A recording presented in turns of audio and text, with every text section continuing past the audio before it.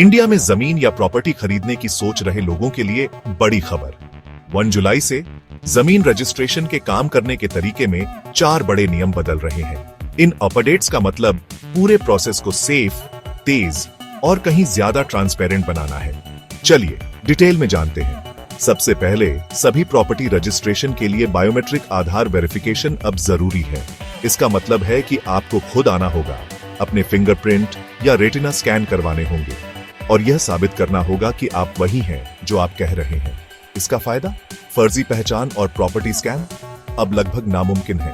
अगला, सरकारी ऑफिसेस में अब कागजों के बंडल ले जाने की जरूरत नहीं है। आप हर जरूरी डॉक्यूमेंट अपने सेल एग्रीमेंट से लेकर प्रॉपर्टी टैक्स रसीदों तक सीधे ऑफिशियल पोर्टल पर अपलोड कर सकते हैं। यह एक ब्लेसिंग है अगर आप दूर रहते हैं या बस लाइन में खड़े होने से नफरत करते हैं। तीसरा, डिजिटल पेमेंट्स अब न्यू नॉर्मल है। स्टैंप ड्यूटी और रजिस्ट्रेशन फीस ऑनलाइन पेमेंट करें, तुरंत अपनी रसीद पाएं और प्रूफ खोने या बिचौलियों से डील करने की चिंता कभी न करें। यह सेफ, ट्रांसपेरेंट है और आप कीमती समय बचाते हैं। और आखिर में, आपकी प्रॉपर्टी रजिस्टर होते ही आपको अपनी डीड की डिजिटली साइंड कॉपी मिलेगी, जिसे आप कभी भी कहीं भी डाउनलोड कर सकते हैं। कागज खोने का डर अब नहीं, साथ ही यह पूरी तरह से लीगल है।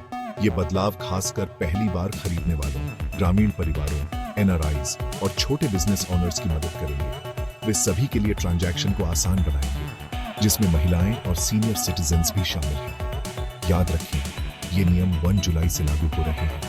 अगर आप कोई प्रॉपर्टी डील प्लान कर रहे हैं तो ऑफिशियल पोर्टल्स चेक करें और अगर कोई डाउट हो तो किसी लीगल एक्सपर्ट से बात करें। बदलाव आ गया है और ये बेहतर के लिए है। क्या आप तैयार हैं?